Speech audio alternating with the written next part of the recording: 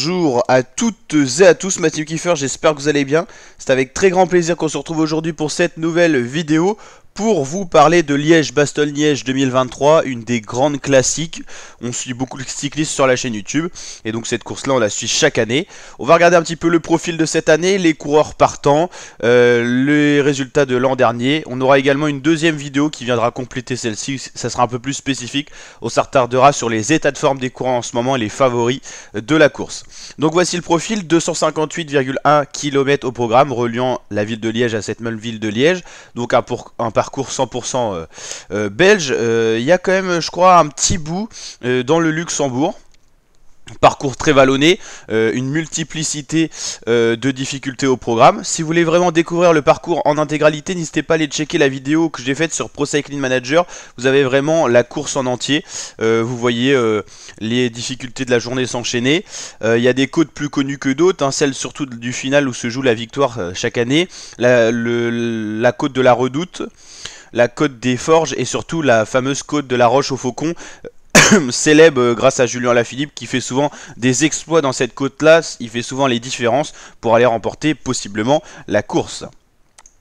En 2022, donc l'an dernier, c'était le Belge Remco Evenepoel qui s'était imposé pour l'équipe Quick-Step Alpha Vinyl Team. Quinten Hermans, Wout van Aert avait fait 2 et 3, donc un podium 100% belge. Daniel Felipe Martinez, Sergio Higuita, Dylan Teuns, Valverde, Powless, Hirschi et Woods finissaient le classement. Donc ça, tous ces coureurs-là qui sont encore présents cette année feront partie bien sûr des favoris. A noter que l'Espagnol Valverde a pris sa retraite, donc il ne sera pas sur les routes de Liège-Bastogne-Liège. Au niveau de la liste des participants, pour la Bora, on peut retrouver par exemple Alexander Vlasov qui aura sa carte à jouer, un bon grimpeur, donc qui a fait en plus le Tour des Alpes 2023 qu'on a suivi un petit peu sur la chaîne YouTube. Je vous l'avoue qu'on l'a pas suivi en entier non plus. Parce que voilà, c'est une course qui est même pas World Tour, mais c'est une course préparatoire pour les autres échéances. Hein. Et c'est Tao Geoghenaert qui a gagné d'ailleurs ce Tour des Alpes. Le premier français c'est Pavel Sivakov. Et je sais que normalement le russe Alexander Vlasov était sur le parcours. Mais il a peut-être abandonné si on le voit pas dans le classement général. Enfin voilà, il s'était préparé avec ça.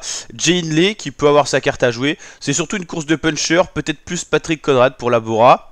L'Israël Première Team, on a bien sûr Michael Woods. Michael Woods, il avait fini 10ème l'an dernier, mais c'est surtout un sacré puncher. Donc Michael Woods, Simon Clark, Daryl Impey, il y a du monde du côté de la Israël Première Tech. La G2R, pourquoi pas Benoît Cosnefroy qui est pas en grande forme en ce moment.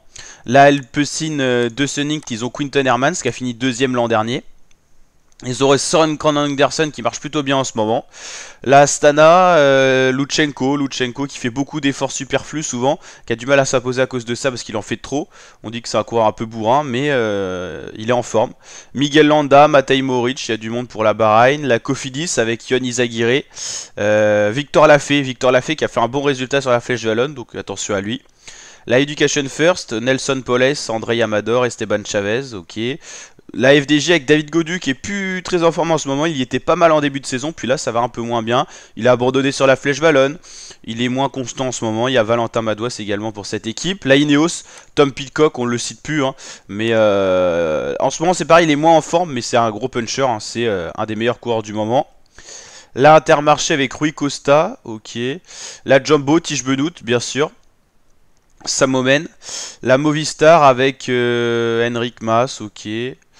La Soudal Quick-Step, bien sûr, Julien Alaphilippe, Remco Evenepoel, le vainqueur de l'an dernier. C'est la plus grosse équipe, je pense, sur le papier. Julien Alaphilippe qui a l'expérience de cette course, qui est pas au mieux en ce moment, mais qui doit prouver justement à son entraîneur Patrick Lefevre, qui a été très sec avec lui en interview.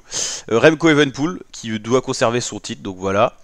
La Arkea, il n'y a pas grand monde à part Warren Barguil. La Jayco, Lawson Craddock peut-être, Tsabou Grimay.